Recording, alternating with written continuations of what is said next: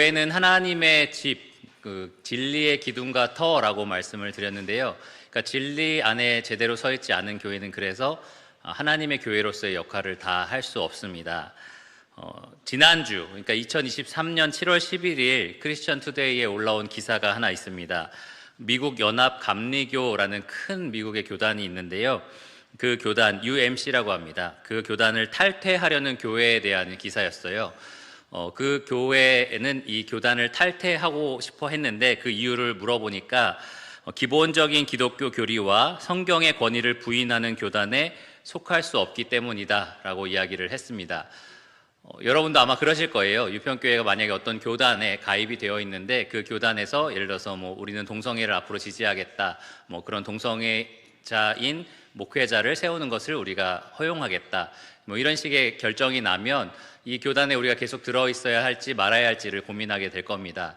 이 사람이 말한 것처럼 기본적인 본질적인 기독교 교리를 흐트러뜨릴 때, 무너뜨릴 때 거기에서 빨리 나와야겠다라는 결정을 하게 될 겁니다.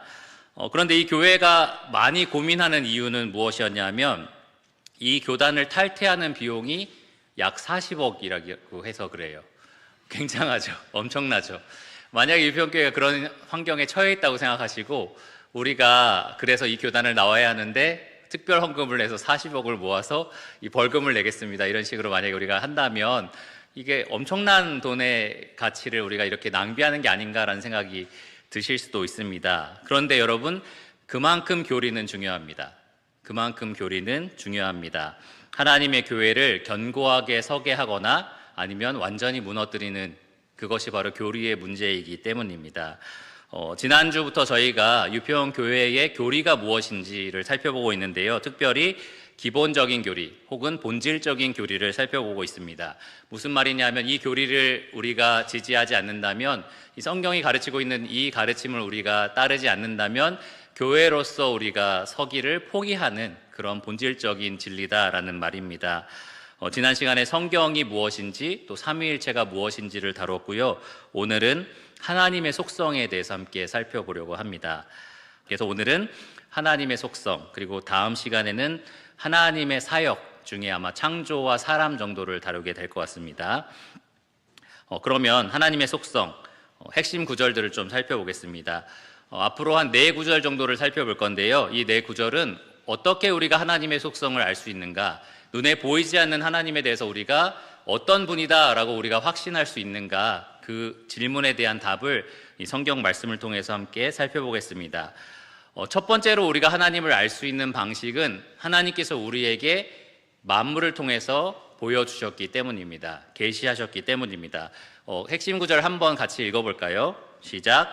창세로부터 그의 보이지 아니하는 것들 곧 그의 영원하신 능력과 신성이 그가 만드신 만물에 분명히 보여 알려졌나니 그러므로 그들이 핑계하지 못할지니라. 네, 로마서 1장 20절 말씀입니다. 그러니까 여러분, 아주 멋진 그런 자연 광경을 봤을 때에 진짜 놀랍다, 이걸 누가 만드셨을까? 라는 생각이 들 거예요. 쏟아질 듯이 많은 별들이 하늘에 있는 것을 볼 때에 정말 놀랍다, 이 광활한 우주를 누가 만드셨을까라는 생각이 들 겁니다. 이렇게 만물을 통해서 하나님께서는 하나님께서 얼마나 놀라운 분이신지, 얼마나 능력이 많으신 분인지를 우리에게 보여주십니다. 얼마나 넓고 크신 분인지를 우리에게 분명하게 가늠하게 하십니다. 넓게는 그렇게 말할 수 있고, 또 좁게 현미경으로 우리가 무언가를 살펴볼 때 아주 작은 이 미생물이 얼마나 복잡하게 만들어졌는지를 보면서 우리가 어떻게 이렇게 정교하고 복잡하게 하나님께서 만물을 지으셨을까 하고 감탄을 하게 됩니다. 무언가 설계자가 있다라는 것을 확신하게 되는 거죠. 이게 그냥 어느 날 빵 터지면서 화학 분자가 막 작용해서 이런 식으로 만들어졌다라고 자연스럽게 생각되는 게 아니라 분명히 지적인 설계자가 이것을 계획하고 만드셨다라는 확신을 하게 됩니다. 시편 19편에도 보면 이런 고백이 있죠. 하늘이 하나님의 영광을 노래한다라는 얘기를 합니다. 그러니까 만물이 하나님을 찬양하고 있다는 것을 우리가 알 수 있는 겁니다. 그래서 만물을 통해서 우리는 하나님이 살아계시다, 그리고 어떤 분이시다라는 것을 어느 정도 추측할 수 있는데요. 아주 확실하게 알 수는 없습니다. 첫 번째로는 하나님께서 어떤 분이다라고 아주 명시적으로 말씀해 주지 않기 때문에 그렇고요. 또 하나는 죄인인 우리가 그것을 왜곡해서 바라보기 때문입니다. 아까 말씀드린 놀랍고 광활한 우주를 보고 아주 복잡한 미생물을 봐도 어떤 사람은 하나님이 존재하지 않는다라고 확고한 신념을 가지고 있어요. 그러니까 죄인인 우리가 그것을 왜곡해서 보기 때문에 하나님 분명히 계시하신 그런 부분들도 보지 못하게 되는 겁니다. 그래서 하나님께서 우리에게 알려주신 것이 있습니다. 또 다른 계시의 방식이 있는데요, 바로 말씀입니다. 핵심 구절 같이 한번 읽어볼까요? 여호와께서 그의 앞으로 지나시며 선포하시되 여호와라 여호와라 자비롭고 은혜롭고 노하기를 더디하고 인자와 진실이 많은 하나님이라. 출애굽기 34장 6절 말씀입니다. 모세에게 하나님께서 두 번째 돌판을 받아 적으라고 하셨을 때에 구름 가운데 임재하셔서 자기의 영광을 드러내시고는 직접 말씀으로 하나님이 어떤 분이신지를 모세에게 설명해 주셨습니다. 내가 이런 성품을 가진 신이다 라고 분명하게 말씀으로 가르쳐 주신 겁니다. 하나님께서 자기 백성에게 말씀으로 자기를 나타내셨을 뿐만 아니라 말씀하신 대로 행하신 사역을 통해서 하나님이 진짜 그런 분이다 라는 것을 확신하게 하셨습니다. 이 광야에서 계속해서 하나님을 배반했지만 오래 참고 노하기를 더디하고 인자한 그런 하나님의 성품을 계속해서 보여주신 겁니다. 그러니까 만물보다는 더 명확하게 보였겠죠. 특별히 하나님의 사람들에게는 이 만물이 보여주는 것보다는 더 정확하게 우리가 이해할 수 있고 또 계속해서 기억할 수 있고 볼 수 있도록 말씀으로 하나님께서 자기가 어떤 분이신지를 우리에게 알려주셨습니다. 어떻게 보면 하나님에 대한 완벽한 설명서가 성경이라고 말할 수 있을 거예요. 그런데 여러분이 어떤 제품을 샀을 때 완벽한 설명서, 정말 흠이 하나도 없는 완벽한 설명서가 있고 또 옆에서 누가 직접 그 제품을 다루면서 여러분에게 보여줄 때 둘 중에 어떤 거를 선택하시겠습니까? 누가 와서 직접 작동해주고 내가 할 수 있도록 도와주고 하는 거를 여러분 아마 선택을 할 겁니다. 마찬가지로 하나님께서는 우리에게 완벽한 설명서이신 이 성경뿐만 아니라 직접 육신을 입고 이 땅에 나타나셔서 하나님이 이런 분이다라는 것을 보여주는 방식으로, 그러니까 성자 예수님을 통해서 우리에게 하나님이 어떤 분이신지를 보여주셨습니다. 말씀 두 구절인데 차례로 한 번씩 읽어볼까요? 그 안에는 신성의 모든 충만이 육체로 거하시고. 골로새서 2장 9절입니다. 그 안이라는 말은 예수님 안이라는 말이죠. 그리고 요한복음 말씀 시작. 나를 본 자는 아버지를 보았거늘. 예수님께서 요한복음 14장 9절에서 빌립에게 말씀하신 겁니다. 아버지를 보여주소서라고 하니까 네가 오랫동안 나와 함께 있었는데 어떻게 아버지를 보여달라고 할 수 있느냐. 나를 본 자는 아버지를 보았다라고 주님께서 말씀하셨습니다. 예수님이 이 땅에 오셔서 육신을 입고 우리와 똑같은 사람이 되셔서 우리에게 보여주신 것이 바로 아버지다라는 겁니다. 그 입에서 나온 말씀, 그분이 행하신 모든 삶을 통해서 예수님은 아버지가 어떤 분인지를 우리에게 명확하게 보여주셨습니다. 그러니까 우리가 어떻게 하나님을 알 수 있느냐, 하나님이 어떤 분인지 우리가 어떻게 확신할 수 있느냐라고 묻는다면 다음과 같은 세 가지의 계시의 방법으로 하나님께서 우리에게 보여주셨다라고 말씀할 수 있습니다. 그러면 하나님의 속성에 대해서 우리가 좀 살펴보려고 하는데요. 그 전에 먼저 우리가 쉽게 오해하는 게 좀 있습니다. 하나님이 인격이시다라는 것을 우리가 종종 잊어요. 그러니까 하나님이 저 우주에 있는 엄청난 에너지다라고 생각하거나 잘못된 우리가 상상해낸 여러 가지 신의 모습이라고 생각하기가 쉽습니다. 특별히 무신론자들은 하나님께서 이 시계 태엽을 감는 눈먼 시계공이다라고 얘기를 해서 창조하고 나서 이 세상이 자연스럽게 자기 없어도 돌아갈 수 있을 만큼 그렇게 만들어 놓으셨다라고 추측하기도 합니다. 그런데 성경이 말하는 하나님은 인격이신 하나님이세요. 무슨 말이냐? 지정의를 가지고 계신다라는 겁니다. 하나님은 생각하시는 하나님이시고요. 하나님은 느끼시는 하나님이시고요. 또 하나님은 의지를 갖고 행하시는 하나님입니다. 이 세상에 존재하는 모든 만물 중에 인격이신 분은 하나님, 그리고 사람, 그리고 천사밖에는 없습니다. 여러분 강아지나 요즘에 반려동물이라고 하는데 내 생각을 마치 읽는 것처럼 보이고 뭔가 슬퍼 보이고 이렇게 보일 수는 있지만 본능대로 동물들은 움직이지 이렇게 지정의를 가지고 이렇게 활동하는 동물들은 아닙니다. 한마디로 동물이 이렇게 배고프면 짖을 수는 있어도 옆집 개가 자기 개 밥을 뺏어 먹었다고 해서 슬퍼서 3일 동안 밥을 안 먹고 뭐 이렇게 하지는 않는다는 거예요. 동물은 그런 존재가 아닙니다.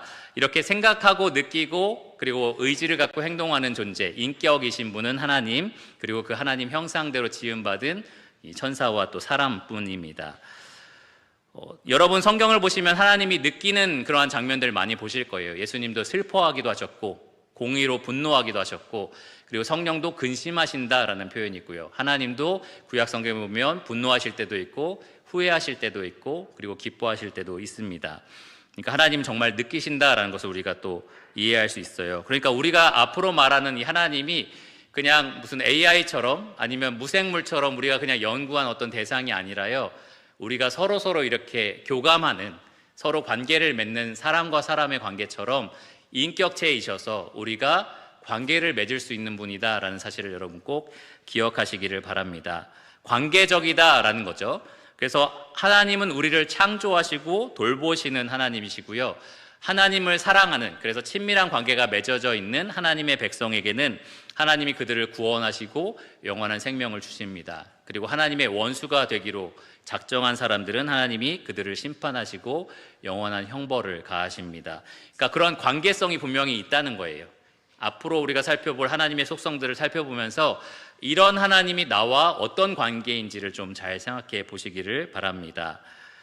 다윗과 솔로몬이 이렇게 각각 고백을 했어요. 다윗은 시편 14편 1절에 어리석은 자는 그의 마음에 이르기를 하나님이 없다 하는도다.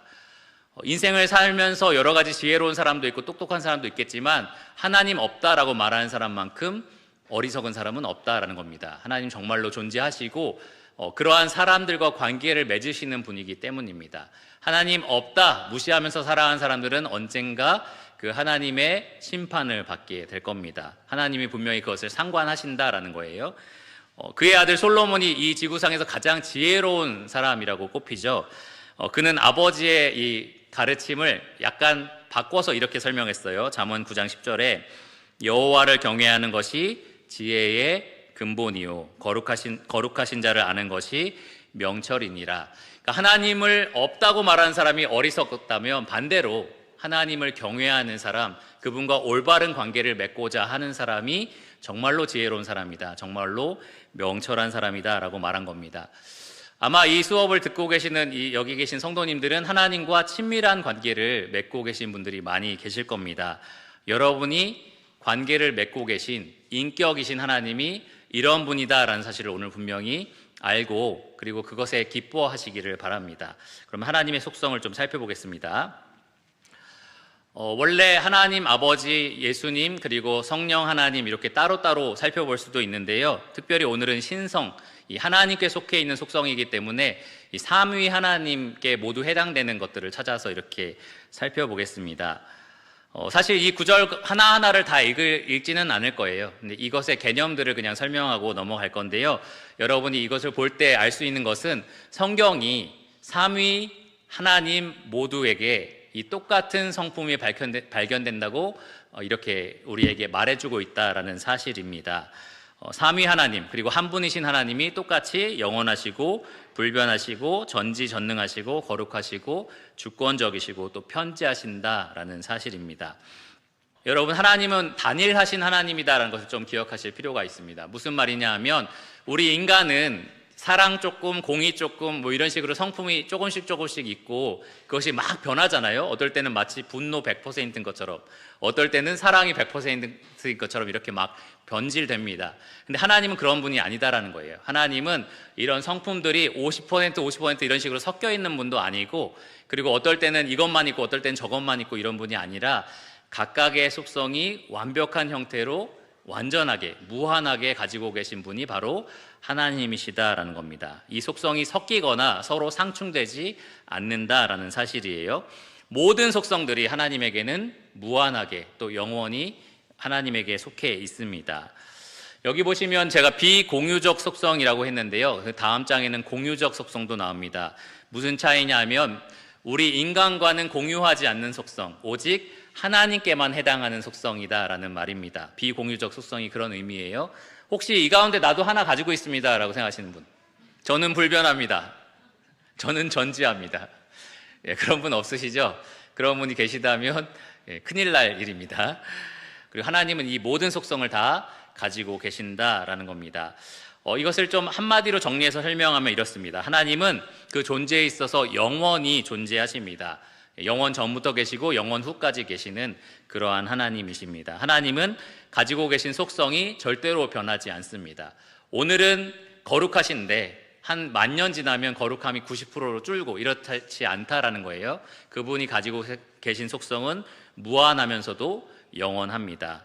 그러니까 그분이 우리에게 하신 약속들도 변하지 않는다라는 거예요. 변할 수가 없다라는 겁니다. 하나님이 약속하신 분인데 약속하신 분이 변질되면 그 약속도 사라지잖아요. 근데 하나님이 변함이 없는 분이기 때문에 그분이 하신 말씀, 그분이 우리에게 주신 약속, 모든 것이 다 변하지가 않습니다. 전지하시다. 하나님이 모든 것을 다 알고 계신다는 거예요. 우리 마음의 생각도 아시고요. 과거부터 미래까지 생길 모든 일들을 다 알고 계십니다. 전능하시다는 것은 하나님이 모든 것을 하실 수 있는 분이다라는 뜻입니다. 그런데 제가 여기에 단서를 하나 붙였어요. 속성에 반하지 않는 모든 것을 하실 수 있는 분이다. 무슨 말이냐면 많은 사람들이 그러면 질문하거든요. 하나님 그럼 거짓말 하실 수 있나요? 없나요? 하실 수 없다? 그러면 전능하신 분이 아니네요. 거짓말 할 수 있어야죠. 이런 식으로 이제 공격을 하는 거죠. 그런데 하나님께서는 이 거짓말을 하실 수 없다, 어떤 가능성에 대한 능력 있다 없다의 의미가 아니라 그분의 속성에 반하기 때문에 그런 일들을 하지 않으시는 겁니다. 그러니까 그분의 속성에 반하지 않는 일들은 그분이 원하시는 뜻대로 모든 것을 하실 수 있는 전능하신 하나님이십니다. 하나님은 또한 거룩하신 분이세요. 모든 만물과 차별되신 분이다라는 겁니다. 존재에 있어서 차별이 되시고요. 또 그분이 가지고 있는 속성에 있어서 지금 여기 보이는 속성처럼 인간과는 완전히 차별되신 분이시고요. 또 한 가지 중요한 특징, 도덕성에 있어서도 하나님은 인간과 완전히 차별되시는, 그러니까 죄가 조금도 없으신 거룩하신 하나님이십니다. 하나님은 또한 절대적인 주권을 가지고 계세요. 가장 높은 권세를 가지고 계셔서 모든 만물을 자기의 뜻대로 자기의 영광을 위해서 다스리시는 하나님이십니다. 마지막으로 하나님은 모든 곳에 계신 하나님이십니다. 계시지 않은 곳이 없는 하나님이십니다. 이러한 각각의 속성이 우리에게 주는 약속이 있고 우리에게 주는 위로가 있고 또 격려가 있고 도전이 있습니다. 하나님 거룩하시기 때문에 하나님의 백성인 우리는 당연히 거룩해야겠죠. 하나님이 전능하시기 때문에 지금 내가 어떻게 이겨낼 수 없는 일들도 그분이 마땅히 이길 수 있게 하실 거다라는 믿음이 우리에게 생깁니다. 그러니까 이러한 속성들이 우리와 완전히 별개, 아무런 상관없는 그냥 저 우주 저곳에 힘있고 똑똑하고 멋진 분이 계시대라는 의미가 아니라는 겁니다. 그분이 곧 우리 하나님이시다라는 거죠. 우리의 아버지시다, 우리의 신랑 되신 분이시다, 우리 안에서 역사하시는 성령님이시다라는 사실을 우리가 기억해야 됩니다. 몇 가지만 조금 더 말씀을 드리려고 하는데요. 하나님은 자족하신 분이십니다. 여기 나와 있지 않는데 자족하신 분이십니다. 이런 속성을 가지고 계신 하나님께서 스스로 충분하신 분이라는 거예요. 스스로 만족하시는 분입니다. 무언가가 부족해서 있어야만 하고 무언가에 의지해야만 하는 존재가 아니라 스스로 충만하신, 스스로 만족하시는 하나님이시다라는 겁니다. 야고보서 1장 17절에 보면 하나님에게 모든 좋은 것들, 좋은 은사들이 하나님에게서부터 내려온다라는 말이 있어요. 그분 안에 모든 생명, 모든 영광, 모든 선과 복이 있다라는 겁니다. 그러니까 다른 곳에서 그것을 찾으실 필요가 없는 분이세요. 지난주에 제가 그 삼위일체 말씀을 드리면서 이것이 참 기독교의 특징이다라고 말씀을 드렸는데요. 삼위로 계시기 때문에 하나님은 이 하나님의 위격 사이에서 이런 것들이 충분히 서로 만족이 되시는 분, 그러니까 이것이 넘쳐 흘러나시는 분입니다. 그래서 삼위일체 하나님께서 창조하신 거고요, 또 구원하신 거고 또 심판하시는 겁니다. 무언가 부족해서 그렇게 하시는 것이 아니라 충만하여 넘쳐서 그렇게 하시는 겁니다. 그리고 또 하나 우리가 살펴볼 것은 하나님이 영이시다라는 사실이에요. 여기 계시는 하나님 삼위 중에 우리 눈에 보이는 분이 계시고 안 보이는 분이 계십니다. 보이는 분 누굴까요? 이렇게 바로 담대하게 얘기해도 됩니다. 예, 성자 예수님이 눈에 보이시죠? 여기 안 보이셔서 그런 건가? 네. 네. 성자 예수님은 눈에 보이시는 분이십니다. 육신을 입고 오셨으니까요. 그리고 성부 하나님과 성령 하나님은 영이셔서 우리가 볼 수 없는 분이십니다. 예수님 부활하셨을 때 제자들에게 나는 영이 아니라 이 살이 있지 않느냐, 그래서 나를 만져봐라 라고 말씀을 직접 하셨습니다. 이 삼위일체 하나님 중에 성자 하나님 예수님께서 육신을 입고 이 땅에 오셨다라고 해서 우리가 그분을 성육신 하신 예수님, 성육신 하신 하나님이라고도 부릅니다. 그러니까 하나님의 신성을 다 가지고 계시지만 우리와 똑같은 사람의 육신을 입으신 분으로서 우리가 예수님을 받아들이는데요, 성경이 그렇게 가르치고 있기 때문입니다. 다음 표를 보시면 성육신이 이와 같습니다. 예수님은 성장과 발육이라는 것을 겪으셨습니다. 키가 자라고 지혜가 자랐다라는 표현이 나오죠. 그리고 탄생하셨습니다. 이 성령의 능력으로 동정녀 마리아 처녀의 몸을 통해서 이 땅에 나셨습니다. 그리고 예수님은 피로하셨어요. 너무 피곤해서 배에서 주무신 적도 있었고요, 너무 피곤해서 이 우물가에 걸터 앉아서 쉬신 적도 있습니다. 그리고 예수님은 배고프셨습니다. 너무 배고파서 이 마귀가 와서 이 돌로 떡을 만들어라 라고 유혹도 했었습니다. 예수님은 슬퍼하기도 하셨습니다. 예루살렘 성을 바라보면서 울면서 그렇게 말씀도 하셨었고요. 예수님은 사람이셔서 또 십자가에 달려서 돌아가시기도 했습니다. 거기에 보면은 숨지시더라 라는 표현이 있어요. 하나님에게는 어울리지 않는 표현이죠. 그런데 사람의 몸을 입으신 예수님께는 맞는 말입니다.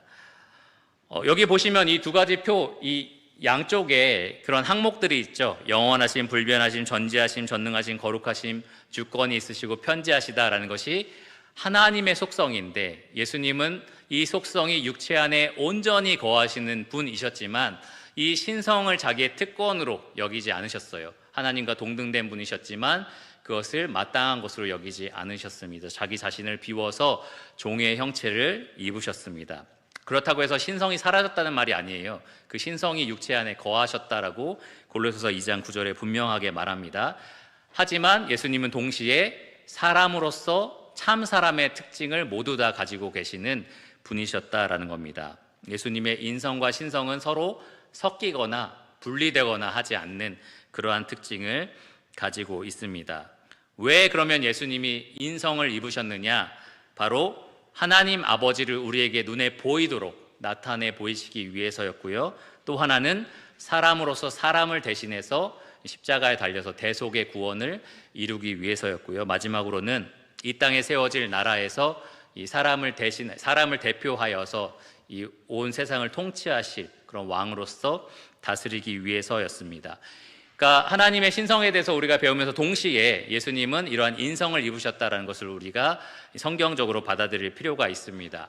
이것이 정말 중요한 이유는 초대교회 때 이 예수님의 인성과 신성 때문에 끊임없이 교회가 싸웠기 때문이고요. 지금도 마찬가지예요. 이 영지주의자들의 영향을 받은 많은 이단들이 오늘날에도 존재합니다. 여러분, 요한일서 가만히 생각해 보시면 누가 적그리스도냐라고 이 요한이 꾸짖으면서 이 예수님이 육신을 입고 이 땅에 오신 것을 부인하는 자들이 아니냐라는 식으로 이야기를 합니다. 그러니까 그때도 예수님의 인성을 받아들이지 않았던 이단이 있었던 거고, 반대로 이 신성을 부정하는 이단도 분명히 존재했었습니다. 지금도 마찬가지예요. 여호와의 증인도 그렇고요. 그리고 몰몬교도 그렇습니다. 그러니까 예수님의 인성이나 신성 어떤 것 하나를 파괴하는 그러한 종교들입니다. 그러한 종교를 우리가 참 기독교라고 말하지 않고 교회라고 말하지 않습니다. 왜냐하면 본질적인 진리에서, 이 성경이 가르치는 진리에서 벗어났기 때문입니다. 자, 그러면 다음으로는 이제 공유적 속성을 살펴보겠습니다. 공유적이다라는 말은 우리에게서도 조금씩은 발견되는 속성이다라는 거예요. 왜 발견되느냐? 하나님이 하나님의 형상에 따라 우리를 창조하셨기 때문입니다. 죄 때문에 어그러졌지만 우리에게서도 이러한 속성들은 종종 발견됩니다. 여러분 주변에 이 공적인 분노가 가득한 사람들 보신 적이 있을 겁니다. 뭔가 잘못되는 걸 보면 바로 잡고 싶고 내가 의분이 나가지고 정의를 실현하고 싶어하는 사람들 여러분 주변에 있을 겁니다.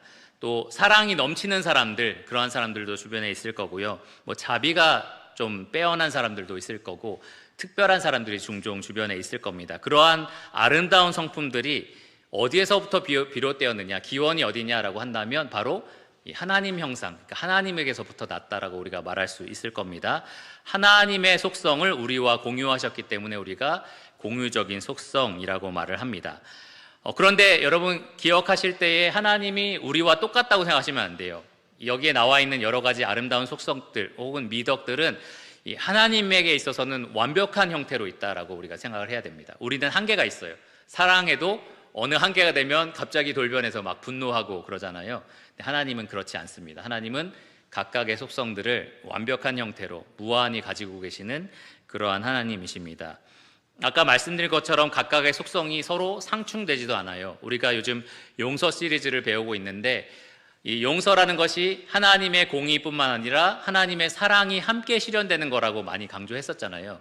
그리고 그것이 가장 이상적으로 강력하게 선포됐던 장소가 십자가라고도 말씀을 드렸습니다. 그러니까 하나님의 속성들은 완벽한 형태로 완벽한 조화를 이루면서 나타나고 우리가 가지고 있는 하나님 닮은 속성은 변질된 모습으로 계속해서 변해가면서 그렇게 나타나는 것이 보통이다라는 겁니다. 여기 있는 것도 이제 성부, 성자, 성령 모두에게 해당된다라는 것을 이제 보여주고요. 또 간단하게 설명을 드리면 이와 같습니다. 하나님은 죄에 대해서는 반드시 분노하시는 분이십니다. 성경에 보면 매일 분노하시는 하나님이라는 표현도 있어요. 그냥 시도 때도 없이 화를 내신다는 게 아니라 죄에 대해서는 반드시 분노하신다라는 것을 가리킵니다. 하나님은 그리고 죄에 대해서는 반드시 그 대가를 찾으시는 분이십니다. 죄인에게서 찾으시거나 아니면 대속물에게 찾으시는 분이 바로 하나님이십니다. 하나님은 또한 사랑이 풍성하신 분이세요. 요한일서에 나와 있는 것처럼 하나님은 사랑이시다라고 우리가 정의할 수 있을 정도입니다. 하나님의 사랑의 특징은 아가페라고 많이 들어보셨죠? 자기 희생적이고 열정적이고 헌신적인 그러한 사랑을 가리킵니다. 그리고 하나님은 거짓이 조금도 없으세요. 그 입술에서 나오는 말씀 중에 조금의 거짓도 없고 조금의 악도 없으십니다. 항상 진실만을 말씀하십니다. 악을 미워하시고요, 선을 베풀기를 기뻐하십니다. 양선의 의미예요. 그리고 하나님은 죄인의 멸망을 기뻐하실까요? 그렇지 않습니다. 죄인의 멸망을 기뻐하지 않으시고 그들을 불쌍히 여기시면서 풍성한 긍휼로 대하기를 즐거워하십니다. 자비로우신 하나님이십니다. 그러니까 우리 인간이 이러한 속성들을 조금씩 닮아 있다라는 말은 우리가 하나님을 통해서 하나님 형상대로 지음받았다라는 분명한 증거이기도 합니다. 많은 무신론자들이 이 진화론을 믿으면서 화학 이 세포들이 어떻게 결합해서 지금의 사람들이 되었다라고 말을 하는데 그들이 설명하기 어려운 것 중에 하나가 바로 도덕이라는 겁니다. 도덕. 화학이 그냥 같이 세포가 결합을 해서 화학적으로 이렇게 생명체가 만들어졌는데 어떻게 옳고 그름, 사랑과 자비, 긍휼이라는 미덕이 생겨날 수 있느냐라는 질문에 대답을 할 수 없다라는 겁니다. 근데 우리 이 진리를 믿고 있는 참 그리스도인들은 대답할 수가 있어요. 바로 우리를 창조하신 분이 그런 하나님이시기 때문에 그렇습니다. 그거밖에는 우리가 설명할 길이 없다라는 거예요. 마지막으로 그러면 우리가 지금까지 배웠던 이 하나님의 속성이 우리에게 주는 교훈이 무엇인지 두 가지를 살펴보고 마치도록 하겠습니다. 첫 번째, 하나님을 아는 지식을 추구하게 한다라는 겁니다. A.W. 토저라는 사람은 이런 말을 했습니다. 교리상의 잘못이나 그리스도인의 윤리를 실천하지 못하는 삶은 거의 모든 경우 하나님에 대해 불완전하거나 천박한 생각을 가진 데서 비롯된다. 쉽게 말하면 이와 같아요. 죄는 하나님을 아는 지식이 잘못되었다라는 것을 우리에게 분명하게 말해줍니다. 여러분 삶에서 불평이 넘치고 있다, 지금 나는 불만이 가득하다라고 한다면 뭐 여러 가지 원인이 있고 여러 가지 이유가 있을 수 있지만 한 가지 여러분이 간과할 수 없는 것이 있어요. 뭐냐 하면 그 순간 여러분이 지금 하나님에 대해서 뭔가 잘못 알고 있다라는 겁니다. 하나님에 대해서 오해하고 있다라는 거죠. 하나님을 아는 지식이 뭔가 부족하거나 왜곡되어 있다라는 겁니다. 그러니까 우리가 하나님을 바르게 알 필요가 있습니다. 예수님은 요한복음 17장 3절에서 이렇게 말씀하셨어요. 영생은 곧 유일하신 참 하나님과 그가 보내신 자 예수 그리스도를 아는 것입니다. 그러니까 여러분은 영생을 얻으려면 그리고 얻기만 하는 것이 아니라 풍성하게 누리려면 반드시 필요한 것이 있어요. 뭐냐 하면 그 하나님을 바르게 아는 것, 하나님을 더 알아가는 것입니다. 알면 알수록 여러분들은 이 영생을 누리는 삶을 살아갈 수가 있습니다. 여러분, 똑같은 이야기를 들어도 내가 아는 사람인 경우는 그 오해가 쉽게 넘어갈 때가 있어요. 가끔 어떤 문자가 여러분에게 잘못 전달됐다고 한번 생각해 보세요. 뭐 정말 좀 읽기에 조금 이상한 좀 잘못된 문자가 왔는데, 만약에 여러분이 그 사람을 충분히 안다면 이 사람이 해킹당했구나, 아니면 뭔가 이 사람에게 문제가 있어서 뭐 아이가 이것을 대신 썼거나 뭔가 이런 일이 있었구나라고 여러분이 이해할 수가 있습니다. 그 사람을 아니까 그래요. 근데 만약에 잘 모르면 이 사람 이런 사람이었나라는 추측을 할 겁니다. 그렇죠? 이 사람이 이런 사람이었나라는 오해를 할 거예요.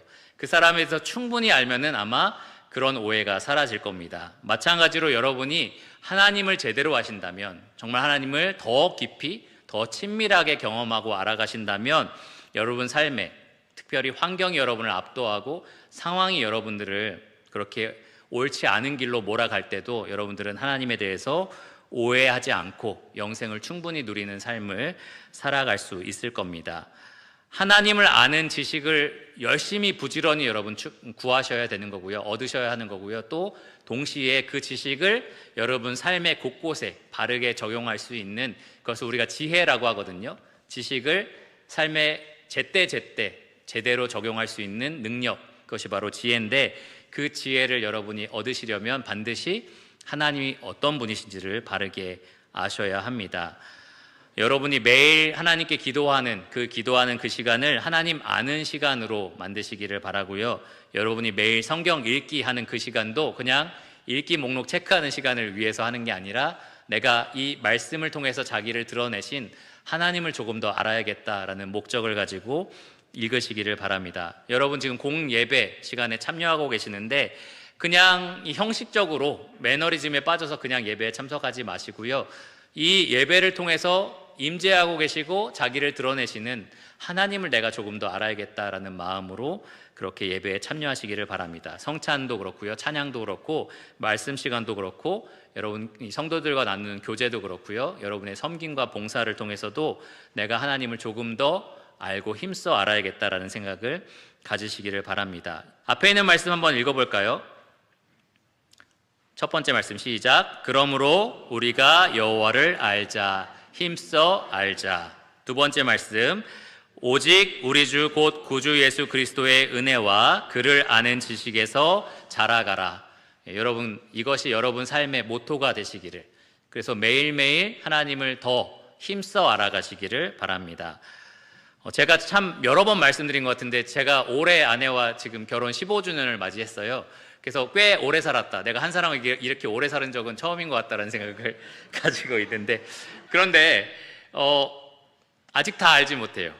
다 알았다고 생각하는데 다 알지 못합니다. 그리고 형식적으로 교제하는 것들이 늘어가면은 더 깊이 알아간다기보다는 그냥 피상적으로 대화를 나누고 말아요. 그러니까 이 사람이 지금 무슨 생각을 갖고 있는지 잘 모르면서 그냥 뭐 어땠어? 뭐 누구 만났는데 나 오늘 이런 일이 있었어. 그냥 이러고 끝나버리는 거죠. 그러니까 이 사람을 더 깊이 알아가기 위해서는 그만큼의 시간이 필요하고요.